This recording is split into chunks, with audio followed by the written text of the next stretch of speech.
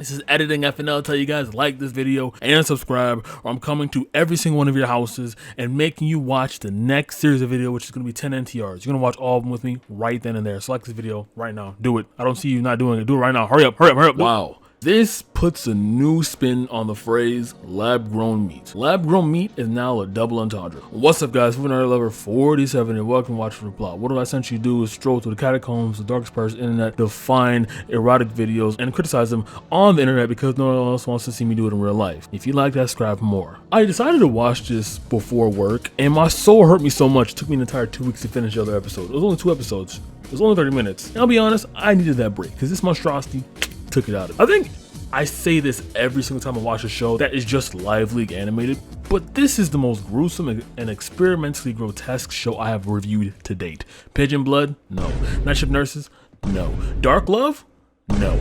All are rung below the new show that has given me PTSD times 3, Bondage Game. So to try and encapsulate the entire vibe of the show as quickly as possible, just like Starless and Pigeon Blood and Shimai Jari, there's an entire trafficking ring hell-bent on doing whatever they want, and I literally mean whatever, because there's needles, syringes, and at one point a Mortal Kombat combo because they yanked the piercings attached so they just rip out. It's a wee bit gruesome, I'm not gonna lie. So we start this horrific, tragic event with you being bound and shipped to the owner of the house, and let's call him Lelouch because let's be honest, he kind of looks like him. And before he starts training her, and I put that in quotes, they open the box and you was there and there's a massive aura of steam come out of said box.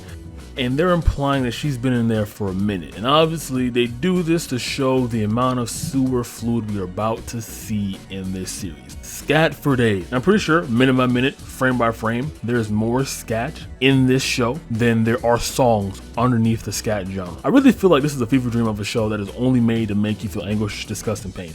So there are clear favorites in this household. There's no chain of command. I thought there was originally because, you know, they're all slaves obeying one master. There is one manager, her name is Yayoi, but as we see later on, her status as manager of all the slaves and the amount of time and seniority and prestige she has doesn't matter, doesn't override any orders given to her by the master. So therefore, clearly, he has favorites. Because for example, you, our redhead main character here who just got shipped like literally a week ago, can slap him directly for another slave, so there's another slave of affection, and they get their head chopped off. I don't know. Is he mentally stable? Can you be hosting this many slaves and sell them off? Who knows? The answer to that is obviously, you know, given what I just said right there. And another thing too, I've noticed, is they're all given specialties. And I'm going to go further into what these specialties mean right now. Sachie, for example, her specialty is the ability to just consume any and all fluids. An example of training to be on that level is she is literally the mansion sewage system. Now, I don't know how they got it set up where every single toilet that's flushed leads to her human centipede style,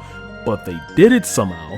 They're implying that every single time I hear a flush, I just see a mysterious fluid just go right into her mouth. So I just have to assume this ginormous mansion that I guarantee is at least 10 bathrooms deep. Look how big this mansion is from outside. Would that also imply, okay, so this is Japan, so they probably have bidets, therefore there's no toilet paper, so therefore she's not eating paper. But I feel like eating paper isn't as big of a concern as literally eating.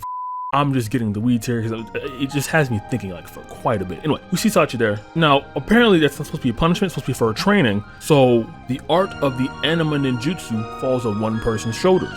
And let's say hypothetically, Sachie gets out of the picture, someone has to replace her because there are clients who come to Lelouch's house specifically looking for that to be acted upon them or performed in front of their face, because they do have live shows here apparently. And we get introduced to Sachie right after we see you, our main character here with the redhead, show interest in seeing a fellow slave member, her name is Miss Susie, get forcibly transition and have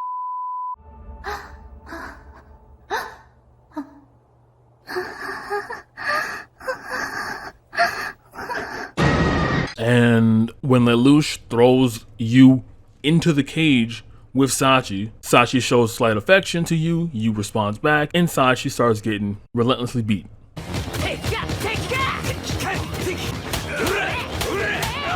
Just like you would. This is foreshadowing, you know, in more ways than one. But yeah, so they do literally just attach generals to you if they just so please. Well, yeah, of course, like playing a girl main character. I like looking like a girl in games, obviously.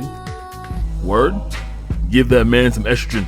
Now, the force femme, force mask memes are real. Joe Biden and his gender conversion agenda has gone out of control. Is this the future liberals want?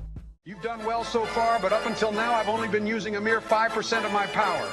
Now let's see how well you fare against my Biden blast. So after a successful surgery, and after a successful curb stomping by Lelouch, we flash to, well, this scene here.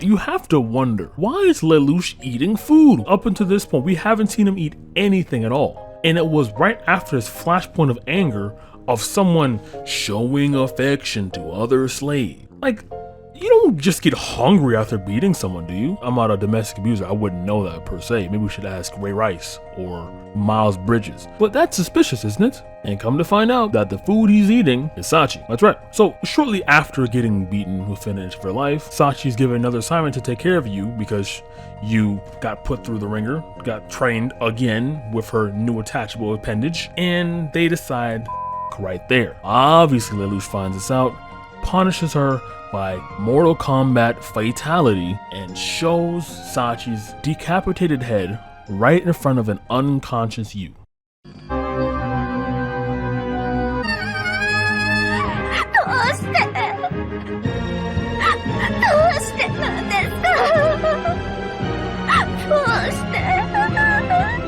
She wakes up, startled, terrified, obviously, would never step out of line again.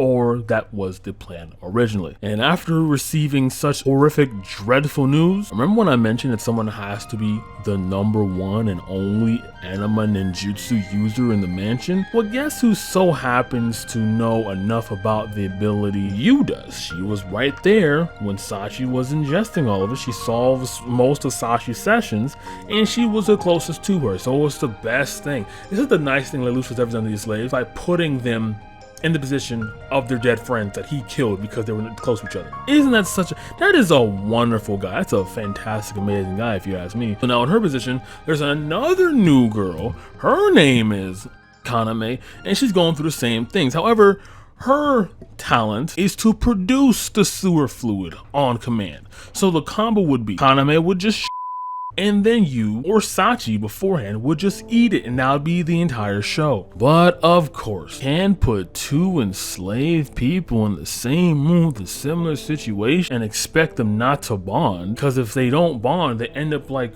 Miss Susie over here with 3 on her. Cause I got 2 cocks. No guns, who is a rabid animal who only knows how to fuck or get fucked. That's it. And obviously Lelouch is mad that you was showing affection to Kaname, just like she was showing affection to earlier, and beats her down. However, Yu's punishment is just to watch Kaname get ravaged and then drown in front of her face.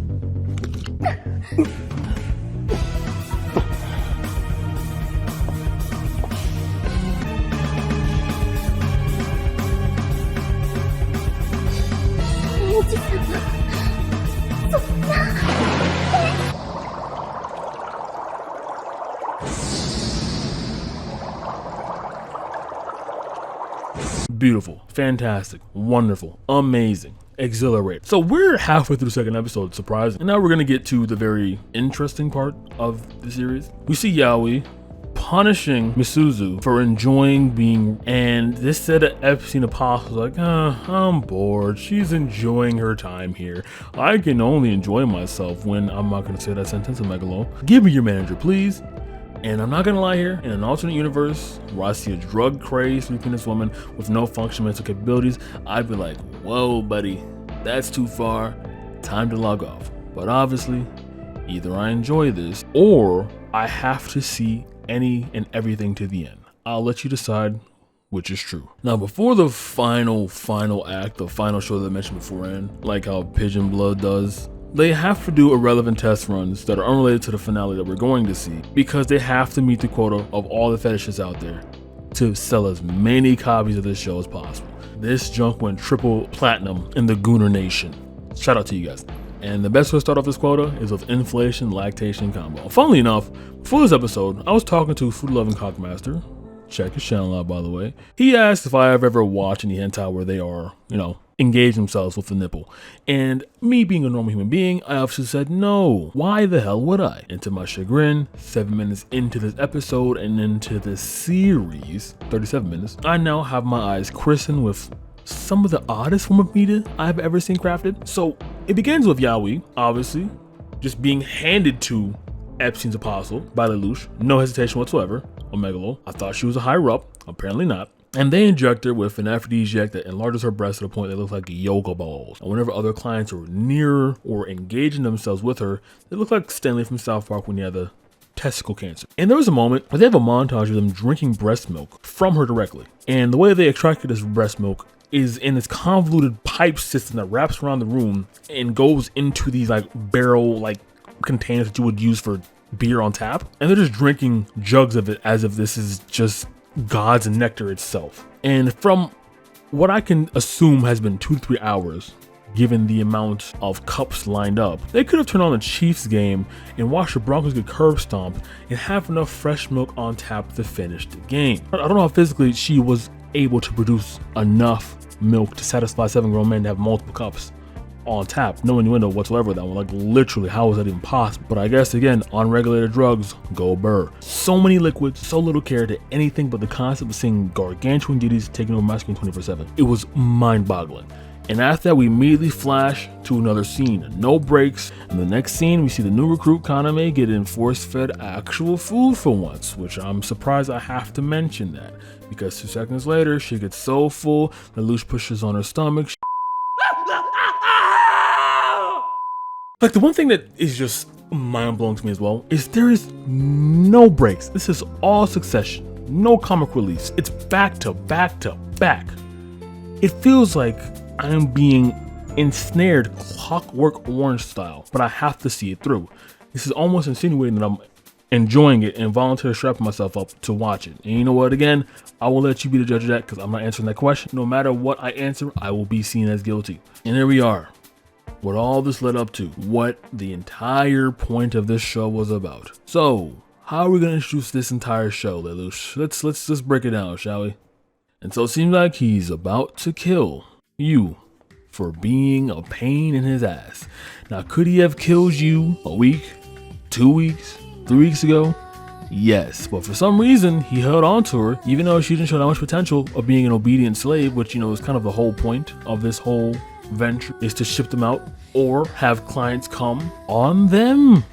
Look, right when he's about to kill her, Yayoi is alive apparently after being drained of every single fluid in her entire body, grabs a sword, turns it, flips it on both of them, trips over a candle, burns the whole popsicle stand. Yu makes it alive with Misuzu free. Now again, Misuzu isn't gonna be doing anything. She is basically reverted back to caveman speak. She can't even think properly.